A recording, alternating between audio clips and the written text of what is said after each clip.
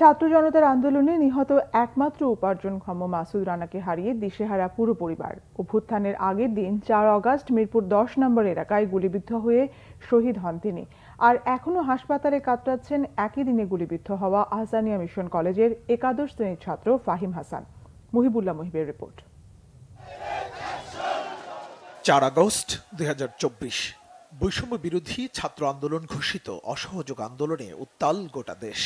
মিরপুর 10 নম্বরে শিক্ষার্থীদের অবস্থান নেওয়ার আগেই জায়গাটি দখলে নেয় স্থানীয় আওয়ামী লীগের নেতাকর্মীরা। 3 দিক থেকে আসা ছাত্র জনতার মিছিলের স্রোত ভাসিয়ে নিয়ে যায় আওয়ামী লীগ নেতাকর্মীদের। প্রায় 5 ঘন্টার সংঘর্ষের পর মিরপুর 10 নম্বর এলাকা দখলে নেয় ছাত্র জনতা।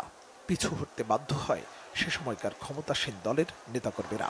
সেদিন মিরপুরের উত্তাল আন্দোলনে অংশ নিয়ে গুলিবিদ্ধ হন 35 বছর বয়সী ব্যবসায়ী মাসুদ রানা। 3 বছর বয়সী একমাত্র কন্যা এখনো অপেক্ষায় বাবার সুস্থ হয়ে ঘরে ফেরার।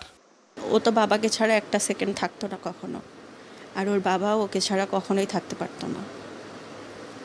ও হসপিটালে লাস্ট দেখার পরে আর দাফন দেওয়ার আগে তখন হচ্ছে ওর বাবাকে একবার দেখে। তো এখনও মনে করতেছে বাবা অসুস্থ, বাবা আসবে, বাসায় ফিরে আসবে, হসপিটালে আছে। মাত্র 4 বছর আগে মাসুদকে বিয়ে করেছিলেন জান্নাতুল ফেরদৌস সাফা। স্বামীকে হারিয়ে নির্বাক তিনি। গুলিটা সে ওর মাথায় লাগে, মাথার পিছনে খুলিতে লাগিয়ে এই বাম কানের ওপর দিয়ে গুলিটা বের হয়ে যায়। ওর সাথে যে ছিল উনি হচ্ছে যখন প্রথমে খেয়াল করে নাই যে ওর মাথায় গুলি লাগছে, উনি অন্যদিকে তাকায় ছিল, সামনের দিকে তাকায় দেখে ও আর নাই। তখন খুঁজে দেখে যে হচ্ছে ওইখানে অনেক মানুষকেই গুলি করছে ওর সাথে, আর সবাইকে নাকি মাথাতেই গুলি করছে। একটা দুর্দর্শ অবস্থার ভিতরে আছি আর কি। এই মেয়ে নিয়ে এখন আমি কোথায় যাব? আমার কোনো ছেলেও নেই, 2টাই মেয়ে। একই দিনে মিরপুর 10 নম্বরে গুলিবিদ্ধ হয়ে হাসপাতালের বিছানায় কাতরাচ্ছেন ফাহিম হাসান। ভয় পাইনি, মৃত্যুর জন্য একবার ভয় পাইনি।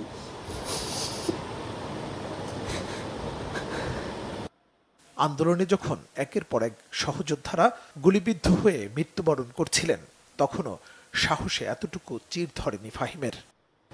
তাওটা হচ্ছে উন্নত মানের ট্রিটমেন্টটা চাচ্ছি, আর চাচ্ছি দুর্নীতিমুক্ত একটা দেশ,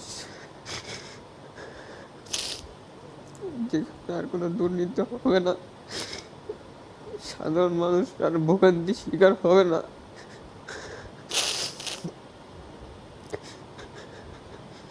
আমার মা বোনরা যাতে রাস্তায় সেফলি চলাফেরা করতে পারে।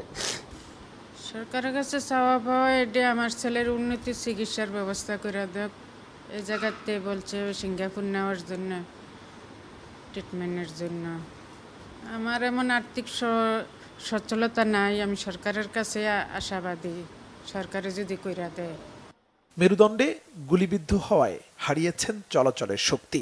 উন্নত চিকিৎসার জন্য তাকে সিঙ্গাপুরে নেয়ার পরামর্শ দিয়েছেন চিকিৎসকরা।